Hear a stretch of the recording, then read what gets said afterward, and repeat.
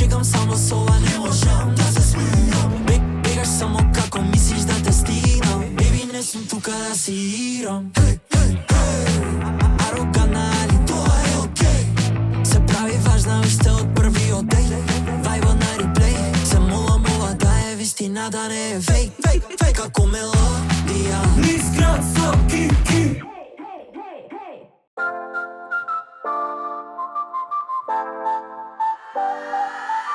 Во Македонија, улогата на жената е сложена приказна која спојува силата на традицијата со предизвиците и можностите на современото време. Од очекувањата да биде чувар на семејството и културните вредности, се до стремежот кон образованието, професионалниот успех и еднаквоста, жените во Македонија се похрабро се етаблираат во македонското општество. Имаме жени во високи позиции секаде: бизнисот, науката, спортот. Но темата за денес ќе биде македонските жени во нетипични професии.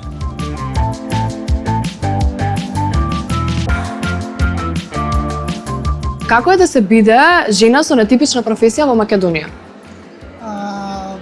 Предизвикувачки, меѓутоа и голема чест и гордост заради тоа што тоа е нешто невообичаено.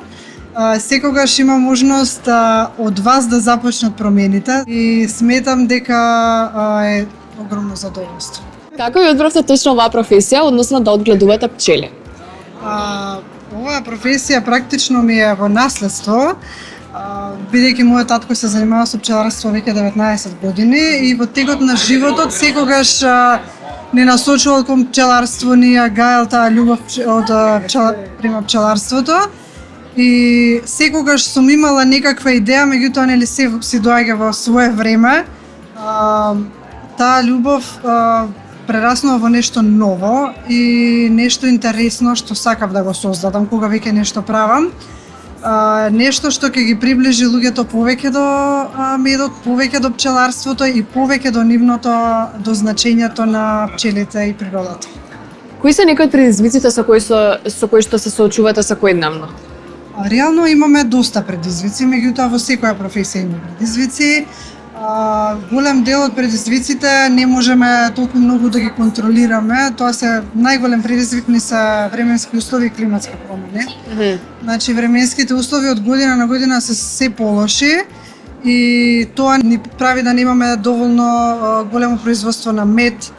Тоа влече други работи, меѓутоа оно што можеме ние да го направиме, секогаш да се насочиме кон природата, да садиме медоносни растенија, да ја љубиме природата, бидејќи сметам дека тоа е основа за нашето постоење. Пред неколку години, мислам дека беше околу 2020, имаше голема кампања, светска тоест, за важноста на пчелите. Така да слободно кажете ни колку се важни пчелите. Пчелите се живот. Повеќе поголема важност од тоа нема. Значи сигурно сте слушнале некаде дека доколку ги нема пчелите ќе имаме 4 години за живот. И тоа е вистина заради тоа што пчелите не се само суштества кои носат мед, туку тие се грижат за биодиверзитетот на природата и за опрашувањето. Значи таа храна што секојдневно секој од нас се конзумира, околу 80% од прашена од пчелите. Значи доколку тие ги нема растенија, нема цвеќиња, нема земјоделски култури, ни овоше, ни зеленчук, ќе немаме со што да се исхрануваме. Кажете ми, дали некогаш сте се чувствувале потцената како жена? Морам да кажам дека тоа не ми се случило до сега. Напротив, во одредени моменти имам позитивни реакции, дека сум млада личност и жена која што сака да направи промени и започнува да се занимава со пчеларство, што не е баш премногу типично за жените во Македонија. Иако мора да напоменам дека во последно време запознавам многу жени, и помлади и постари, кои што на некој начин, дали од својот сопруг, дали од семејството, од својот татко, ја преземале љубовта кон пчелите и се занимаваат и се навистина многу успешни. Што би кажале на младите девојчиња кои не се сигурни за кој пат на професија да го одберат?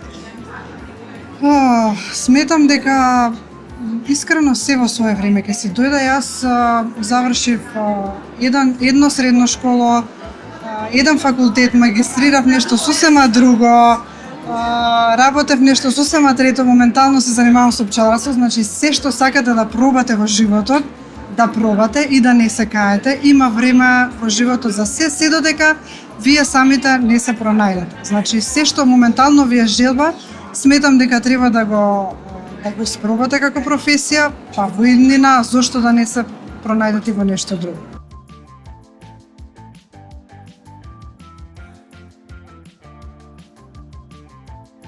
Би сакале да знаеме кои се некои од главните предизвици со кои што се соочуваат жените во Македонија. Жените или мајките во Македонија? Слободно кажете ни и за двете. Има многу предизвици со кои што се соочуваат. Јас како психолог имам можност да работам и со жени и со мајки, но од друга страна од минатата година започнав со една иницијатива заедно со уште две мои соработнички Мама круг, каде што претежно работиме со мајки. Така да секојдневно од повеќе страни се соочувам со жени и се среќавам секојдневно со жени кои што изразуваат и искажуваат разни проблеми со кои што се соочуваат или предизвици, како што најчесто сакам јас да ги кажувам. И сега кој? Од аспект на кариера, баш и пред да го започнеме овој разговор, баш разговаравме на таа тема со две мои соговорнички, дека некаде генерално кај нас жените во оној период и оние години каде што се очекува од нас да ние ја развиваме нашата кариера и да ние се остваруваме семено, некаде се преклопуваат тие години, па некаде тој товар се чувствува, неминовно е да не го почувствуваш и една вистина голем предизвик и дека генерално жената е во една позиција и не само во Македонија, да некаде во текот на својот живот постојано се грижи околу својата кариера, се грижи околу своите деца додека растат, па кога децата ќе пораснат се грижи за своите родители кои што веќе дошле во некои години каде што е потребна грижа и дека некаде најтешкиот предизвик можеби е да го стави жената во Македонија, да речеме фокусот на себе и да можеби се запраша сама себе, што е на што мене ми треба, што е она што мене ми недостасува, на што сакам јас да се фокусирам за себе во моментов, без при тоа да можеби имам и други работи кои што мене ми стојат како облачења на главата. Не можам да кажам дека сите жени се соочуваат со истите предизвици, но на кое што од пракса го гледаме, од искуство кое што го гледаме, дека генерално предизвиците се тие предизвици во однос на кариерата, предизвици во однос на образованието и предизвици во однос на семејството и балансирањето на сите овие три полиња. Кој е некој ваш совет за жените за конкретно што можат да направат за да го поднесат тој баланс, за да можат да се исконтролираат, да се совземани? Дали мислите дека им треба повеќе помош, повеќе поддршка на жените? Дали е тоа психолошка или било каква? Дефинитивно.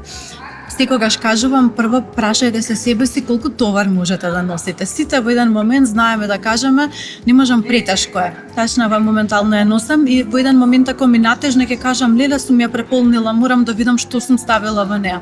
Така да кога и ние ќе го почувствуваме тој товар дека нешто е премногу тешко, дека веќе не се издржува, можеби треба да се запрашаме чеке од каде се тоа натежнува, дали можеби треба некаде да попуштам, дали некаде треба да некој товар го растоварам и така натаму. Тоа е број 1. Број 2, работа на себе. Неминовно е, ние мора да научиме прво кои се нашите потреби, да дојдеме во контакт со нив, нашите емоции, нашата самосвест за себе. Од друга страна, потребно е да ние си ги дознаеме и нашите потенцијали, нашите капацитети, за да ние евентуално и научиме некогаш и како да износиме и малку повеќе од тоа што ние можеме да износиме. И секако број 3 го кажувам последно, ама не е најмалку важно, а тоа е да ние научиме да ги користиме ресурсите кои што ние ги имаме околу нас. И под ресурси не секогаш подразбирам финансиски средства, туку тоа се луѓе со кои што јас можам да комуницирам, луѓе со кои што јас можам да се советувам, заедница од која што јас можам да побарам, да се консултирам и така натаму. Мама круг е една таква заедница која што е тука да даде поддршка и грб на оние жени кои што се моментално осамени, имаат потреба да се вмрежаат, да се едуцираат, да се дружат, да се забавуваат и така натаму. Така да ова се тие некои 3 работи кои што малтене секогаш неминовно ги препорачувам. Кој е совет што го дале вие како психолог на младите во 2025-та, конкретно сега овој период? Многу совети би дала. Ако треба да размислам за еден, јас би рекла да бидат отворени кон светот, да постојано се останат љубопитни, да истражуваат, особено во свет во кој што секогаш кажувам, среќна сум што живеам моментално во ова време и да бидам сведок на сите овие работи што моментално се случуваат, така да останете отворени, истражувајте, не се плашете да прашувајте и најдете ментор или ментори со кои што вие понатаму ќе го правите сето тоа, особено во овој период од животот, затоа што навистина е многу важно за понатаму.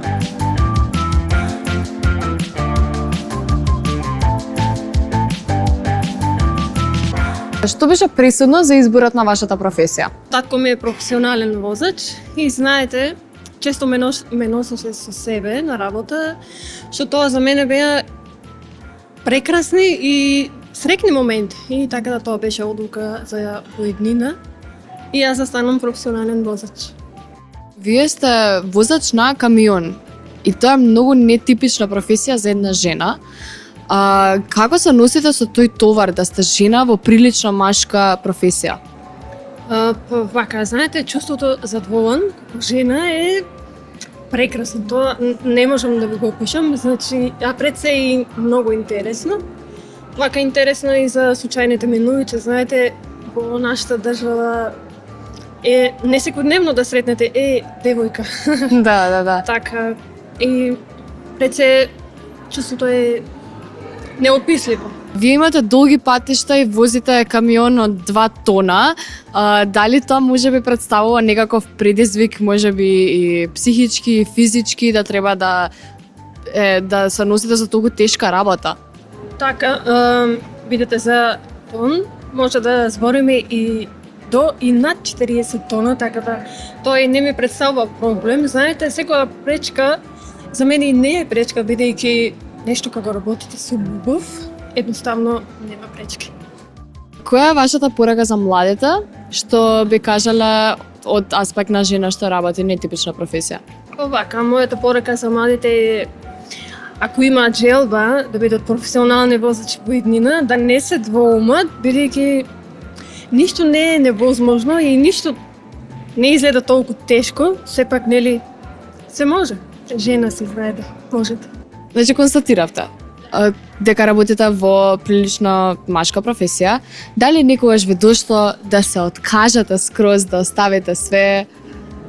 Па види, искрено, се уште не сум дошла до тој степен, меѓутоа, како што кажа, секоја пречка ја надминувам со многу љубов и трпение. Знаете, ако имате трпение во една работа и ја работите со многу љубов, сепак нема пречки и дека не ви е доста од таа работа, сепак сакате повеќе и повеќе и повеќе.